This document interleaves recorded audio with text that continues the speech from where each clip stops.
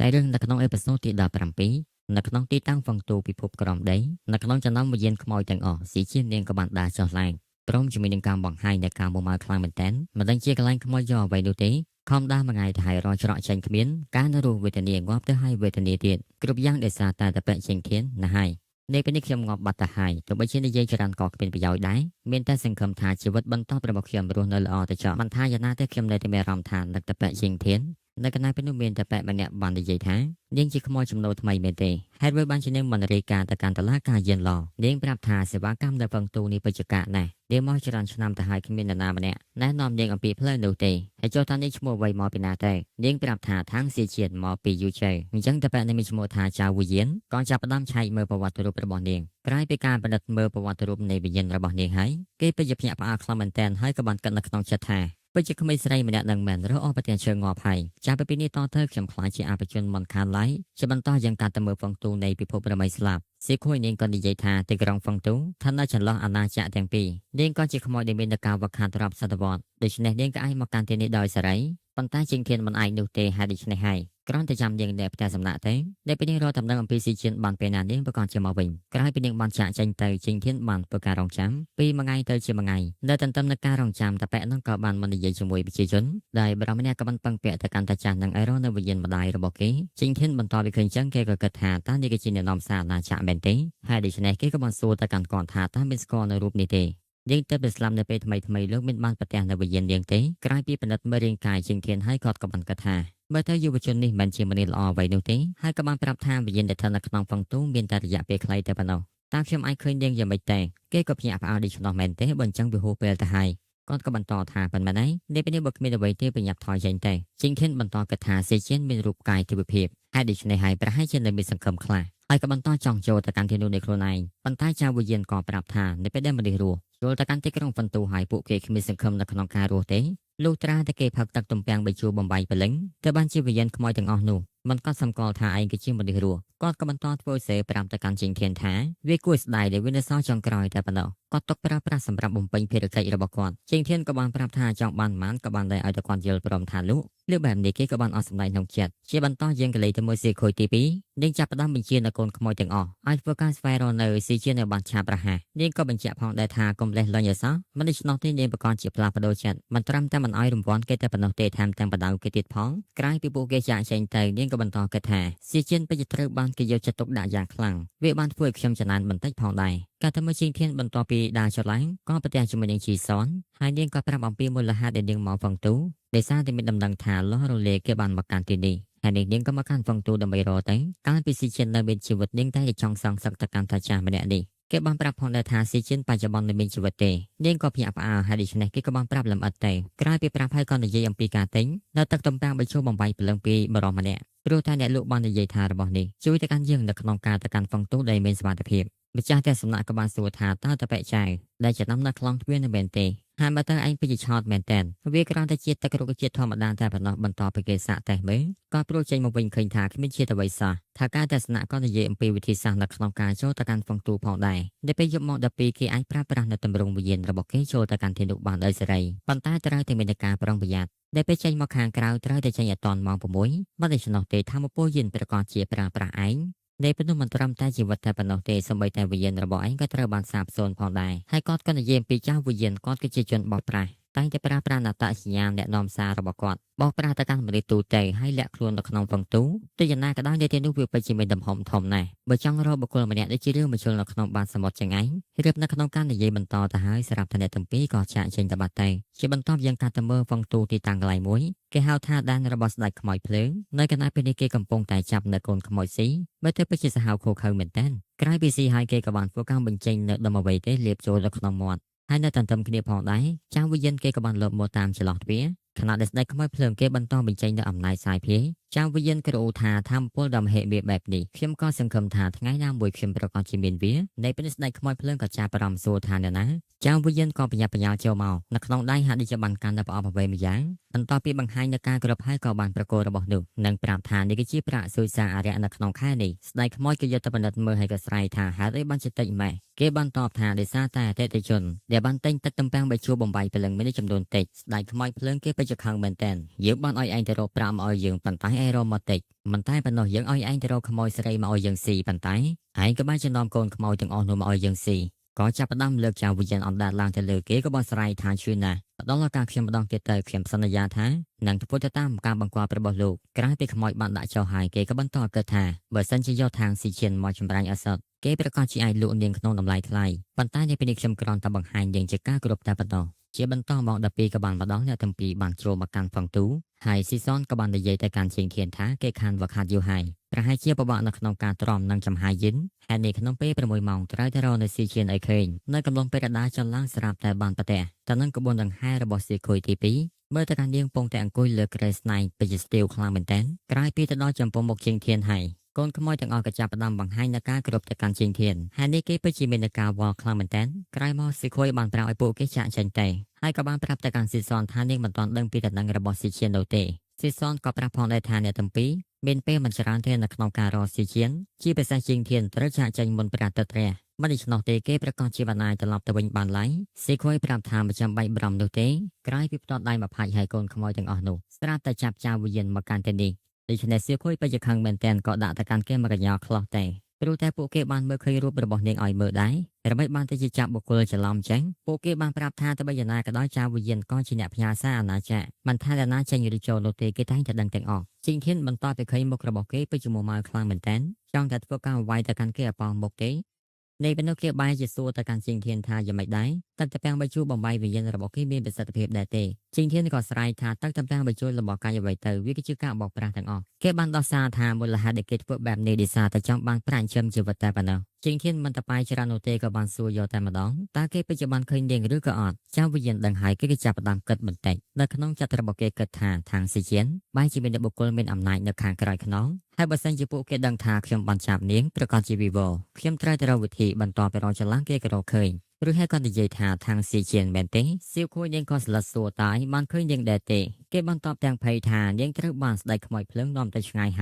ហើយគេក៏បានបោះសម្ដីផងដែរថានាងប្រកាសជាខ្លាចជាកូនកំមុំរបស់គេម្យ៉ាងទៀតនាងក៏មានរូបកាយផ្លែឈើទេវភាពនេះហើយក៏ជាមូលហេតុដែលមិនអាចកិច្ចផុតពីកណ្ដាប់ដៃរបស់គេកូនខ្មោចក៏បាននិយាយថាពិតជាបញ្ហាហើយព្រោះតែនៅក្នុងហ្វឹងទូក្រៅពីយានឡងវាងស្ដេចខ្មោចភ្លើងនេះហើយដែលមានការវឹកហាត់ជ្រៅជាងគេស៊ីគួយក៏សួរថាខ្លាំងជាងយើងទៀតមែនទេពួកគេបានតបថាពិតមែនហើយមិនតែប៉ុណ្ណោះទេគេថែមទាំងជួយចាត់ស៊ីខ្មោចទៀតផងបន្តពីលេចចឹងជាងធានបានឲ្យចៅវិញ្ញាណនាំផ្លូវទៅកាន់ទីនោះក្រោយពីពួកគេទាំងអស់គ្នាចាកចេញទៅនៅក្បែរនៅផងដែរឡរ៉ូលាគេហាក់ដូចជាបានលេសសូការសន្តានារបស់ពួកគេហើយក៏ពោលឡើងថារេងកាយផ្លែឈើទេវភាពមែនទេវិញ្ញាណដើរអមតៈបីសាយក៏និយាយបន្តថា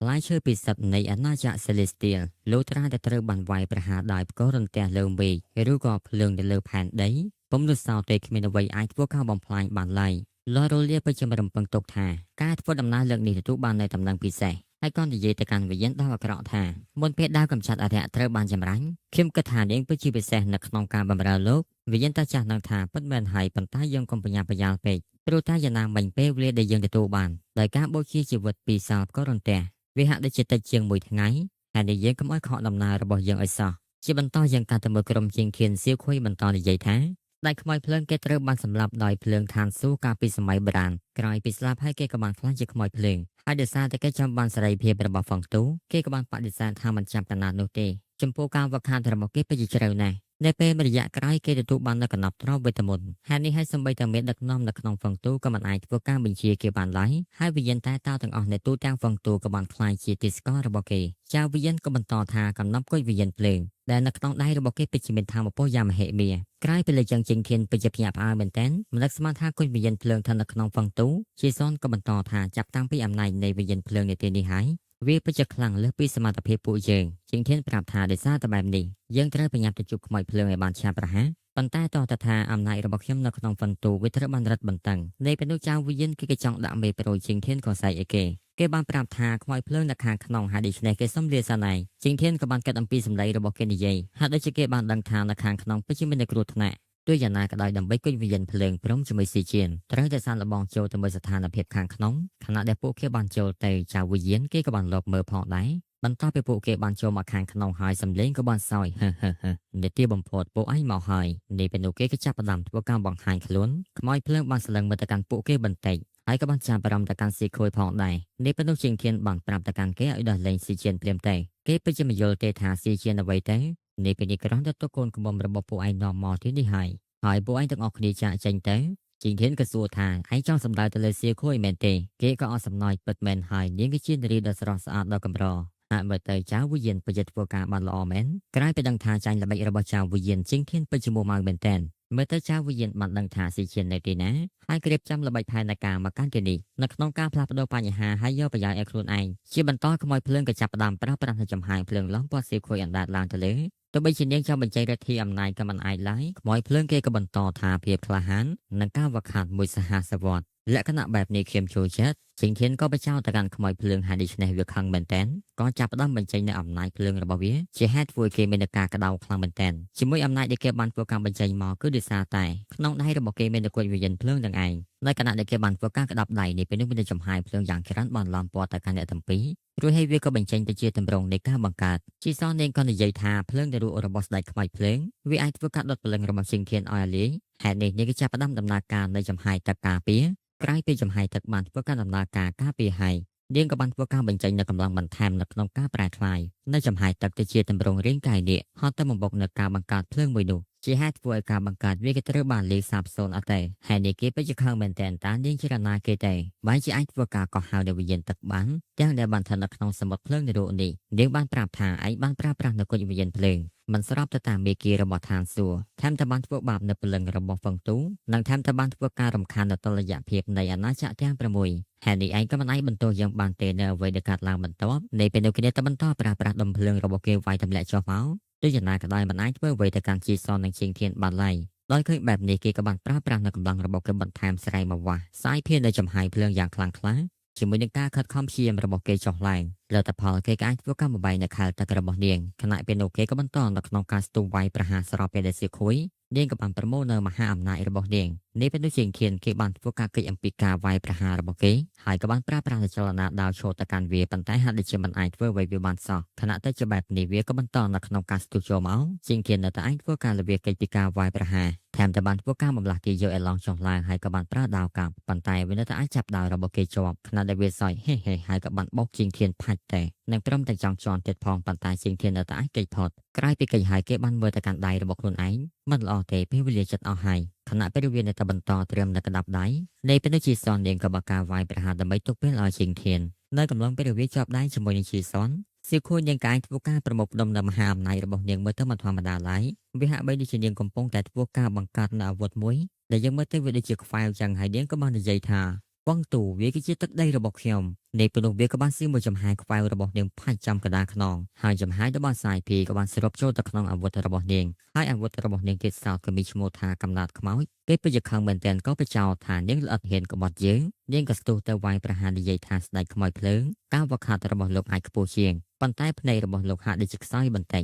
ពេលត្រង់កន្លែងនេះឃើញថាសៀខួយនាងក៏បានធ្វើការក្រវីនៅខ្វែរបស់នាងឆ្វាយចុះឡើងភ្ជាប់ជាមួយសម្ដីថាការវឹកហាត់របស់លោកនេះពេលនេះខ្ញុំក៏សូមទទួលយកសាណៃរួចក៏បានធ្វើការកាប់នៅចំហាយខ្វែផាច់ចុះឡើងបណ្ដាលឲ្យគេទប់ទល់ទោះបីជាយ៉ាងណាក៏ដោយសភាពរបស់គេហាក់ដូចជាមិនបញ្ហាធំដុំទេវាហាក់បីដូចជានាងនៅតែមិនអាចប៉ាន់ស្មាននៅអំណាចរបស់គេហើយជាងធានគេក៏បានដឹងផងដែរថាសៀខួយមិនអាចទ្រាំបានយូរឡើយហើយនេះគេក៏ចាប់ផ្ដើមបញ្ចេញនៅក្បាច់ដាវរបស់គេបើទៅកាន់កាយវិការមួយនេះវាពិតជាលយមែនទែនជាបន្តគេបានប្រាប់ទៅកាន់ជីសនហើយធ្វើការចាក់បញ្ចូលនៅចំហាយទឹកទៅកាន់ដាវបិសាចគេទេនាងក៏តបឆ្លើយថាគ្មានបញ្ហានោះទេក៏បានត្រៀមនៅចលនាចុះឡើងខណៈពេលខ្មោចភ្លើងនៅតែបន្តហេមកហ៊ាននៅក្នុងការវាយប្រហារសម្ដៅមកកាន់សៀខួយទៅហើយជាងធានគេក៏បានស្ទុះយានដាវរបស់គេទៅស្រាប់ពេលអាចារ្យជីសនចាប់ផ្ដើមបញ្ចេញនៅចំហាយទឹកសាយភីចាក់បញ្ចូលទៅក្នុងដាវជាងធានគេក៏បាននិយាយថាជាមួយនឹងតនកម្មមួយនេះនឹងធ្វើការបំផ្លាញឯងមិនឲ្យចាប់ជាតិឡើយរវាងកណ្ដាប់ដៃនិងដាវបិសាចបានប៉ះទង្គិចហើយស្នេហ៍មិត្តផងដែរត្រូវបានគេហៅថាព្យុះព្រិលនៃតកកមេឃាមើលទៅកាន់ស្ដេចបិសាចភ្លើងគ្មានកន្លោះនោះទេដូចជាអ្វីដែលយើងបានឃើញថាឆ្វាច់បាត់ទៅហើយគ្មានផាសៀលឆ្វាច់ចុះឡើងជាលទ្ធផលរែងកាយវិញ្ញាណរបស់គេក៏ត្រូវបានលេសាបសូន្យក្រោយពីបានធ្វើការកំចាត់នៅបិសាចភ្លើងស៊ីខួយទី2អស់កម្លាំងក៏ប្រែជាមួយវិញទេចៅវិញ្ញាណគេក៏បានឃើញសកម្មភាពនេះមិននឹកស្មានថាពួកគេមានមហាអំណាចខ្លាំងបែបនេះបើពួកគេចាប់ខ្ញុំបានច្បាស់ជាចាប់ហើយនេះពេលប្អូនស្រីប្រាប់ថាកើដៃរបស់បងអាលីឡើយហើយបើទៅពេលវេលាមិនសល់ច្រើនទេប៉ុន្តែមិនទាន់រកឃើញស៊ីជានៅឡើយទេមិនដឹងថាចៅវិញ្ញាណយកនាងទម្លាក់នៅតាណានោះទេឬដូច្នេះគេក៏បន្តគិតថាហាក់បើទេខាងស៊ីជានៅតែជាដំឡូងក្តៅសម្រាប់គេ ខណៈដែលគេបានធ្វើការបញ្ចេញជាងធានហាក់ដូចជាបានចាប់អារម្មណ៍នៅកម្លាំងរបស់គេហេតុនេះក៏បានគិតថាតពេនេះប្រកែកនៅក្នុងការលាក់ខ្លួនច្រើនណាស់ហើយពេលវេលានៅគណៈពេលនេះពិតជាបន្តវាជាការប្រសាបើសិនជាធ្វើឲ្យគេប្រកួតស៊ីជៀនដោយស្ម័គ្រចិត្តគិតពីសម្ដីរបស់គេនិយាយលើកមុនហាក់ដូចជាបានឲ្យតម្លៃទៅលើគុជវិញ្ញាណភ្លើងខ្លាំងមែនទែនក៏ចាប់ផ្ដើមកាន់តែគុជវិញ្ញាណភ្លើងហើយក៏និយាយពោលថាទោះបីជាយើងមិនអាចរកឃើញស៊ីជៀនប៉ុន្តែយើងអាចរកឃើញគុជវិញ្ញាណភ្លើងឃើញចឹងជាសននាងក៏បានចាក់បដ ாய் តាមតែពិតមែនហើយស្ដេចខ្មោចក្រន់តែទទួលបានរបស់មួយនេះគេក៏អាចខ្លាចជាអ្នកខ្លាំងនៅក្នុងហ្វុងទូស៊ីខួយនាងក៏បានបន្ថែមថាជាមួយអំណាចមហិមាវាពិតជាមានប្រយោជន៍សម្រាប់ពួកយើងនៅក្នុងការបង្កើននូវការវឹកហាត់ជាសនក៏ប្រាប់អំពីវិធីសាស្ត្រដែលលឿនបំផុតគេតម្រូវឲ្យយើងធ្វើការលេបវីដេអូផ្ទាល់លេបពេលលេបឲ្យអំណាចប្រកាសជាការឡើងជាងធានបន្តពលីចឹងហេមនៅក្នុងការលេបទៅឲ្យស្រាប់តែចៅវិញ្ញាណស្រ័យថាហេចាំបន្តិចឆាប្រកូននៅគុយវិញ្ញាណភ្លើងមកឲ្យខ្ញុំភ្លាមមកហើយចាំខ្ញុំធ្វើការដោះលែងនៅក្មេងស្រីនេះទៅឲ្យឯងខណៈពេលជាមួយគ្នាផងដែរប្រសោតរបស់យើងក៏ត្រូវបានស្លេះកន្លែងនឹងឯងបើគិតថាសាររឿងឡមើលខមមិននៅខាងក្រោមវីដេអូម្នាក់មួយព្រមជាមួយនឹងការ like ដើម្បីវីដេអូរុញទៅកាន់ទស្សនិកជនដទៃអធិស្ឋានរំនៅកំហុសឆ្គងពីសំណាក់ពេលនេះមិនមែនបាក់លុយ4ក៏សូមអរគុណសម្រាប់សួរបាយបាយ